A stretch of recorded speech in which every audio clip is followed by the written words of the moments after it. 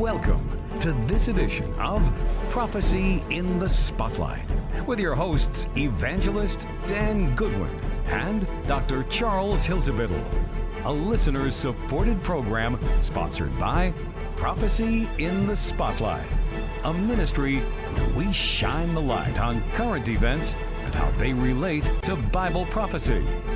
You can find us at prophecyinthespotlight.com. Now, here is Dan Goodwin with today's program. And welcome everybody, Prophecy in the Spotlight here. We're on quite a few radio stations, Doc, around the country. Yes. And of course, I'm your host, Brother Dan Goodwin. This is Dr. Charles Hiltebittle, my partner, co-host here in the studio. And these are on radio, and if you're watching via YouTube, hi, hello there. The YouTube folks can see us, but the radio crowd can only hear us. Hopefully hear us. Sometimes that can be a blessing to not have to see the person. Yeah. Right? But we have been doing, Doc, a series on signs of the times. Signs of the times. We've talked about Israel. We've talked about perilous times in the last days, dangerous time. We talked about knowledge being increased in the last days, people running to and fro. This is the running to and fro generation. Yes, it is. I'm a part of that, I'm afraid. And, if you don't, it's like the merry-go-round. You get off, you can't get back on. yeah, so you just stay on, I guess. Yeah. But hey, we doing prophecy conferences. You and I have done several together. Yes. We're going to be scheduling some more here in the near future. And we want the listening audience, if you're interested, if you'd love to hear us at your church or organization, we would love to come and we'd love to talk to you about that and explain to you how we could set it up and how we could be a blessing to you and your church and your people. And I promise you, if we come, we'll be a help to you. We'll be a help to your people. All right, Doc, we're a viewer-supported, listener-supported ministry. We're near the end of another cycle here where we need some help. We still need, several $1,000s? Yeah, we're still lacking several $1,000s for what we owe for television, the television bill that we pay 3 months in advance, and the radio bill. And so if you're out there and God's touched your heart and you like what you hear and like what you see and you want to be a part of this ministry, you want to partner with us, just go to the website, prophecyinthespotlight.com, and you can reach us there. There's a donate button there. There's many ways to donate. PayPal, credit card, you can send us a check, cryptocurrency, and we take guitars. Send us a guitar. Amen. And, I do guitar stuff on the side, but anyway.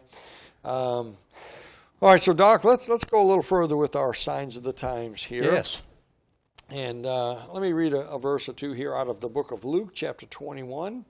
I may not read all of this, but verses 7 through 11. They asked him, saying, Master, but when shall these things be?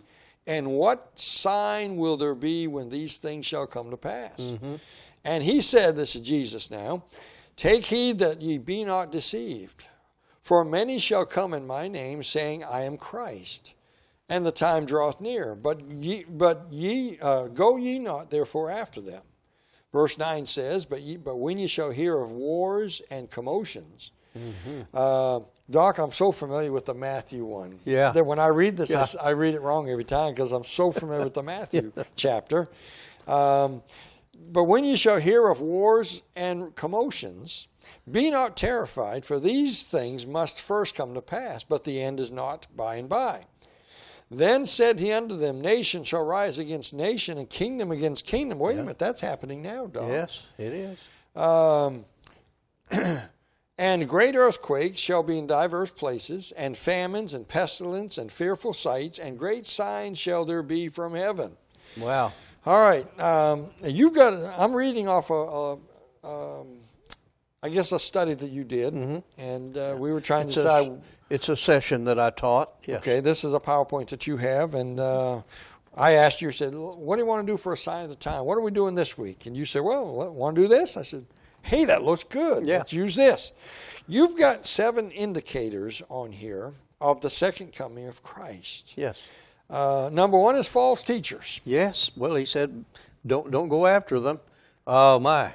I don't know, but it seems like we have a lot of false teachers.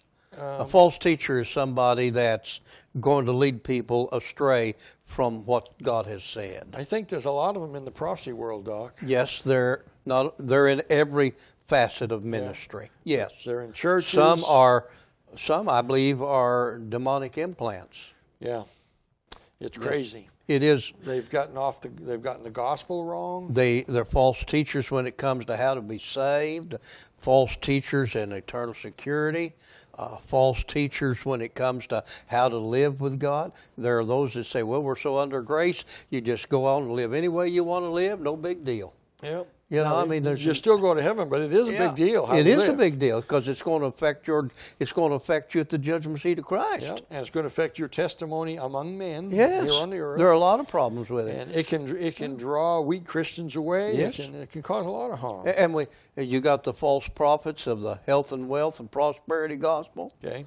So, in other words, this is in the passage about the signs of the last time, last day. He actually lists 7 things there, and the first one is dealing with false prophets. Okay. Well, the second one here is wars and commotions. Of course, Matthew says wars and rumors of wars. Now, Luke says wars, commotions, and world wars. So, boy, we're living in that today. We're best to understand from the CIA fact book, there's only been about 17 years in recorded history without some major war. And I'll bet if we could, you'd probably find some skirmish somewhere. I'm sure there was a battle. There's always the saber rattling, and there's always the commotions. And but what we're seeing now with Ukraine and Russia would fall into still probably these type of wars because it's not on a worldwide scale at the moment. It could evolve if there's missteps made. Could evolve into a third world war for no real reason. But the other two didn't have any real reason to start either. So. Yeah, and I want the folks to know we did a whole program about Ukraine and what the history of Ukraine and what that's all about. And on YouTube, on our YouTube channel, go to show number 87. And I promise you that was a good show, Doc. And you laid that out really good. And I think the folks would be helped. So these are signs of the end time. False teachers will be prevalent, or they're everywhere. Oh, they're all worldwide. World wars and skirmishes. And, we've got that everywhere. But there's something else here. Yeah. Then it's Then it's worldwide wars. Yeah. Yeah. We've had those, and I think World War I actually was the beginning birth pain for the end times in which we're living here at the end of the Laodicean era. And isn't it interesting that was during the time that Israel started to get back on the map? All of it is... The Balfour Agreement was right there in 1917. That was near the end of World War I. That's when they took Jerusalem from the Turks. That's when the bones began to gather back in Ezekiel 37. Ezekiel's bones. We're going to do a show on that. And so it's... Yes, prophecy, as we always say, revolves around Israel, and World War I began the process of bringing Israel back into their land again. And boy, we could do several shows just talk about that. The 1917, the Balfour Declaration, and the he was a real student of the Bible. Yeah. And he understood the significance. And General Allenby that rode in there to take back Jerusalem never fired a shot. Yeah. We don't have time to get into that, but there were some miracles that happened. But he didn't understand Islam. That's because if he hadn't put the highest ranking Islamic cleric as the mayor of Jerusalem, we probably wouldn't be in the mess we're in today. Yeah. Because it was his nephew that started the Palestinian movement. You're talking about after they took Jerusalem. After he took Jerusalem, Allenby immediately took the head cleric of the Islam in the area and made him the mayor of Jerusalem. And of course, he thought that would be a way to kind of... It was political. It was a political move, yeah. But he didn't realize that... And Trump did a lot of that stuff. Trump put a lot of people he never should have put in. It's just the way politicians work. Well, Doc, the next one changes gears here. The false teachers, we understand that, and wars and all. But the next one is natural disaster, earthquakes. And we've... if I had time to show it, man, the charts are off the chart when it comes to the number they say of there's more earthquakes now than ever in ever history. before. So, and not only that, but since 1948,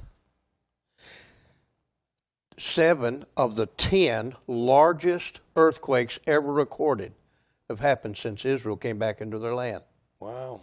And Birth pains. Birth pain. 6.0 and greater has increased in an unbelievable exponential curve. Okay. Famines. Oh, See, we don't understand this. We here don't- in America, 'cause we don't There's a understand. McDonald's on every corner Yeah. and grocery stores. And yeah, but I could take you to Africa and I could show you that's not there. I've been to Haiti, and it's been back Yep. in Yep. 1979, I guess. But there were poor Oh people no, there. while I was pastoring in Dallas, we had 7 missionaries out of our church on the field of Haiti, and I could take you where they were eating the bird entrails out of the chicken factory Well, when to I was stay there alive. in '79, I noticed there were no cats or dogs anywhere to be seen. Well, they were hanging on They were posts hanging in on the meat posts. market. All right, moving right along. I'm anxious to get to But the famines are really there are famines today in our world, all right, major. Pestilences. Oh my goodness. Does that include pandemics? I think it would include pandemics, Okay. whether they're man-made or whatever. But pestilences are around our world today. Hey, what about in Africa last year and in the Middle East? Swarms of locusts that came through. Yeah. You know, in Africa, 1 acre of land will provide enough food for a family all year long. But those locusts came through, destroyed Wiped their it out. crop, Yeah. wiped out their life in 1 minute. Yeah. Yeah. Well, fearful sights is on the. We're talking about Yeah. signs that were in the end Fearful time. sights. Fearful sights. What's your opinion? I think on that's technology showing you all the things that we're now able to see. We used to could maybe imagine. Fearful sights is that? I thought you were. that's what's controlling everybody today. I thought you Fear. were going to say fearful sights is turning on CNN and the president speaking at a. Well, that's conference. part of it, but that's what technology is able to do today. Yeah. It gins up the fear in our world today. Yeah, fearful sights. Yeah. Now, what's this great? This is number 7. Great signs shall there be from heaven. I think that's part of technology. Yeah. In Revelation chapter 13, we discover there that the second beast, the false prophet, is going to call fire down from heaven. Yep. Did you realize that Elon Musk, with his Starlink program, has over 1,700 low-altitude satellites circling the Earth right now? Mm-hmm. You can get 5G beaming down right now from all those satellites. And last year, they retrofitted the rest of them with laser beams. Now, I think that's Yeah. part of what's going to happen. I just wrote a booklet about UFOs, Truth or Fable. We did 2 shows on that. Yes? I think that could be part of what these fearful sights are. People are Part of seeing it. things in the sky. Yep. And Whether they're they're- jumping to conclusions that Yep. they're little green Yep. men from Mars or they're, because we've And all. technology, hey, every one of them looks like a Polaroid camera from the 40s. Yeah, yeah. And Yeah. of course, we showed that flying wing from 1945. Yeah. Germany had a jet flying wing, and So these are some signs, folks. 7 indicators of the second coming of Christ. It's stuff like this that if we come to their church, if we come to their Yes. area and we do a prophecy conference, this is the kind of stuff that we try to share. We with break it down, make it applicable to the time in which we're living, and we make it on the bottom shelf so everybody, including the children, can understand Bible prophecy. Folks, if you're listening, especially if you're listening via radio, we would love to hear from you. We'd like to know what channel, what city you're in. It would help us to know who's listening in what cities across the country. And so if you could get a hold of us, go to our website, Prophecy in the Spotlight, and send us a message. We'd love to hear from you. We'd love to know who's listening and where you're listening from. All right, well, I hope you've enjoyed the program, and we'll see you next time. But until then, keep your eyes on them skies. Thank you for listening to Prophecy in the Spotlight, a listener-supported program sponsored by Prophecy in the Spotlight Ministries. Go to prophecyinthespotlight.com to view all of our shows and materials and to support this program. It is our sincere prayer that today's program has helped you to be ready for the soon return of the Lord Jesus Christ. Listen again next week at this same time.